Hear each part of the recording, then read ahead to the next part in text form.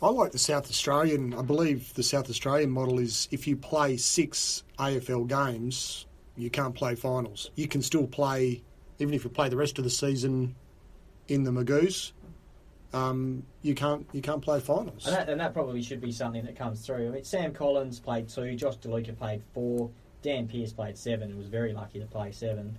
Ryan Nyhouse only played the 4 games. Luke Ryan definitely shouldn't be playing. He's a Fremantle Docker. He's in that back line and he's not going anywhere. Peel will never see him again. He's part of that line. Same as Griffin Logue. He's a wonderful product from WA and he ain't going anywhere. He's staying in that back line and he's going to be there for the rest of his career. Garrett Gibbardson, now he played 10 games for the Dockers, but he played the first 10 and then was never cited again. He was... His card's stamped. He's not... Yeah. He wasn't going to get a Guernsey with Ross. No. So... And Sean Darcy, he's the future for Fremantle in the ruck with Aaron Sandlin's constantly injured. I don't think he should have played either. Now, and like you said, I agree with that. I think there should be a stamp that says basically once you've played X amount of games, you can't be eligible, and that's the only way that really they're going to stop this from coming through. But the other thing that I did want to kind of mention was that a lot of these guys, so when you go through the games that they've played for Waffle and the games they've played for Freo, there's obviously a big difference, and that's probably because you find a lot of these guys get told, like, travelling emergencies, so they don't play any football, and they could go for 3-4 weeks. And we see what happens to guys when they don't play any match fitness for a few weeks, even if it's just at Waffle level. So, you know, there's kind of arguments for and against, but yeah, we'd love to hear your opinion on that. So hit us up at the Facebook page or get us on Twitter. What do you think? Should there be a cap on how many games Peel can have their players play AFL? They've got to do something. I mean, anyone who's sort of followed the Waffle season this year knows that the 2 teams that are playing the preliminary final, they've been head and shoulders the 2 best teams in the Waffle all year. Subiaco and South Fremantle, that they finished well ahead of the team that finished 3rd, who was Peel. They're the two best Waffle teams, and they haven't got close to Peel. Both of them have now played Peel. Neither of them got close. Subiaco, 19 wins in a row, and they get knocked off by basically what do you get, 6 or 8? Somewhere between 6 and 8 Fremantle players, more or less. Yeah. Oh, look, I'm not too worried about Subi getting done because, like I said, back in the day, you know, they had Chad Fletcher, they had Daniel Chick, they had the entire West Coast Eagles midfield, barring Chris Judd and Adam Cocky. Yeah, they had everyone out there, and I didn't see any uproar or anything like that. I mean, But were they Subiaco players? Yeah, they were Subiaco players. But were they always Subiaco players? Not sure. I would have to check that, but still. So I think if they've developed those players, they're entitled to them. Whereas Peel haven't developed these Fremantle players that they've got. We're going to sledge them and say no, they weren't. They weren't. They certainly weren't. We're not going to let our research. Yeah. What's research? I already done research. Yeah, you did. I'm not doing anymore. That was hard. That was. Yeah. So on to the NPL Grand Final. Yeah. So Grand Final in the National Premier League Soccer WA. Bayswater City taking on Perth Soccer Club. I've got a bit of a soft spot for Perth Soccer Club. We play all our rugby league grand finals at the home of the Perth Soccer Club. Unfortunately, though, they got beaten by Bayswater City, 3-0. Now the scoreline sort of makes it look like it was an absolute hiding, but it was a really close game until the back end. I think it was 1-0 to Bayswater City. Perth obviously pushing for that equaliser, pushed a lot of players forward, and because of that they conceded again, and then they weren't going to give up. No use holding back at a grand final, and they conceded a third at Bayswater City. They've been the best team all year. They deserve to win that. So good on them. They've won a grand final. Apparently a pretty good crowd there as well. I was talking to a colleague at work who was at the game, Karen Hurd. I'm sure she's listening tonight. Said really good crowd, about somewhere between 1,500 and 2,000 people there. Pretty good performance. And Bayswater, hopefully now we'll get to see them go deep into the FFA Cup next year. No worries. And as we said before, the Wallabies took on South Africa, and how'd that go for us? Yeah, well, so we talked a little bit about the controversy before the game, but once they actually got into it and started playing, it was actually a really good game of rugby. Unfortunately, it was the Wallabies being the Wallabies again. They looked like they had the game won. Early in the second half, they led 20 points to 10.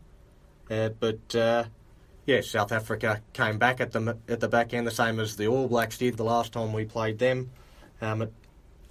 It looked like the Springboks had actually wrapped it up 23-20 before Bernard Foley got a penalty goal 40 metres out and knocked that one over to draw the game for the Wallabies. So, 17,500 people at NIB Stadium, about 85% of them wearing Western Force blue, which was great to see.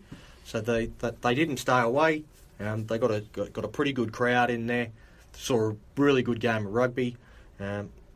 Hopefully the ARU gets the message. So Twiggy Forrest still pushing his Indo-Pacific tournament and made an announcement today apparently that it's all going to go ahead, and he's actually looking to get the ARU on side. So I think one of the things that most people are counting against that Indo-Pacific tournament is if you're playing in that, you're not going to be eligible for the Wallabies.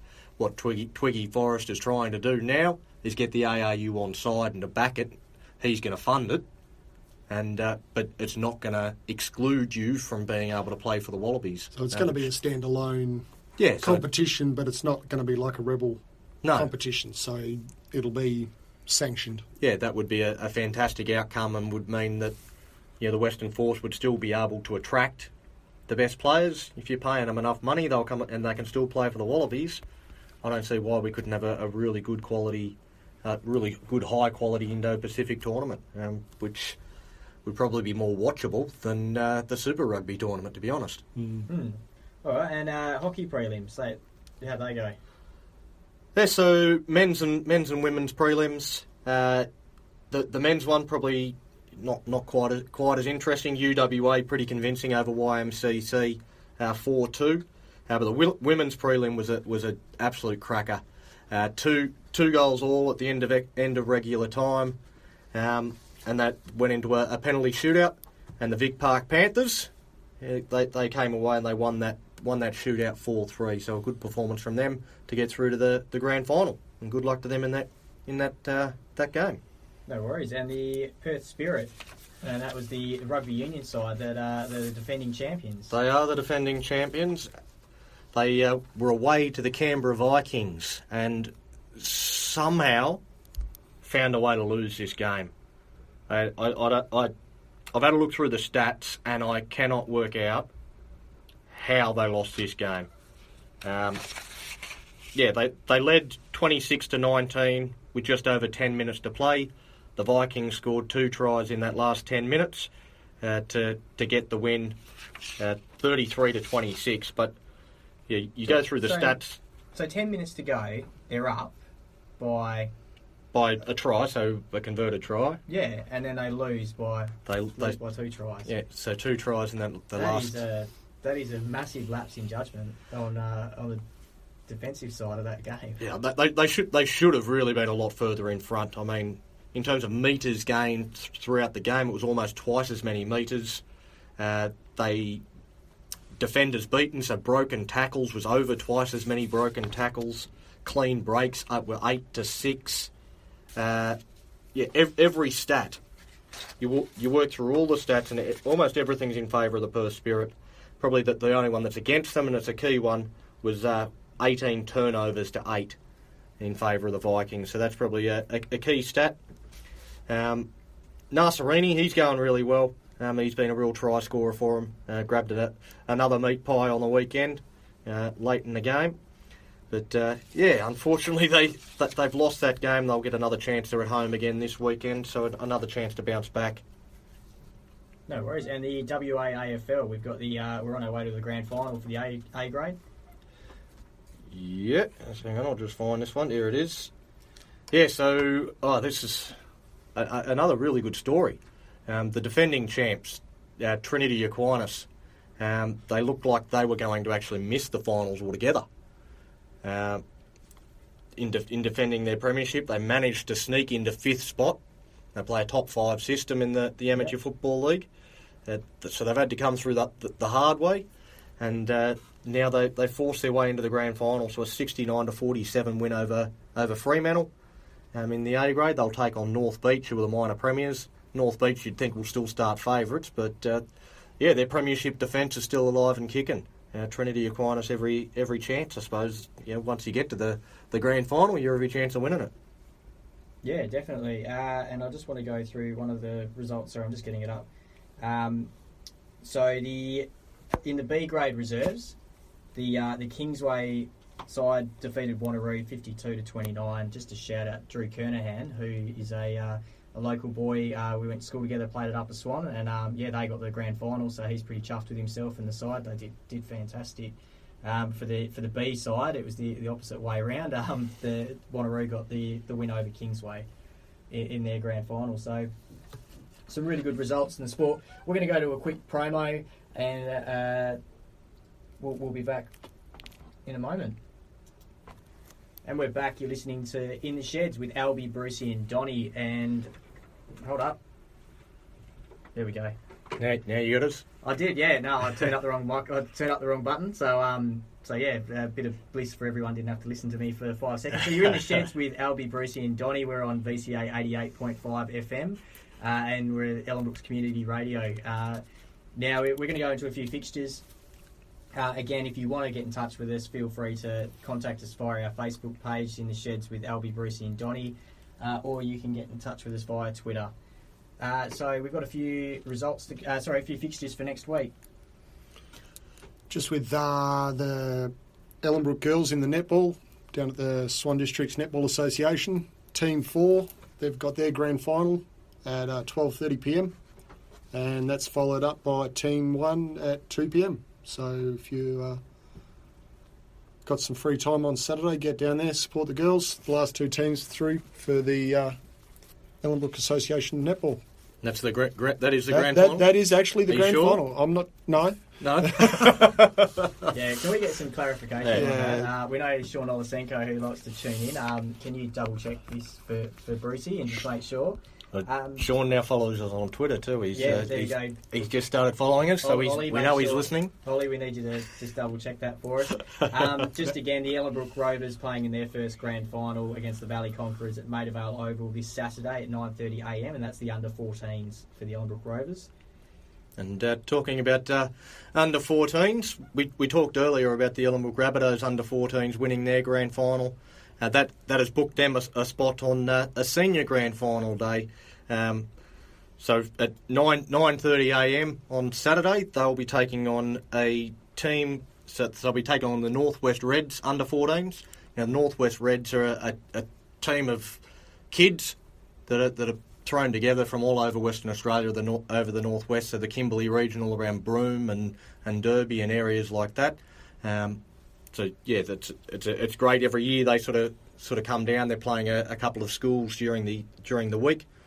Butler College is one of them. Atwell, I believe they're playing. So they've got a few games during the week before they take on the Ellenbrook Rabbitohs on Saturday.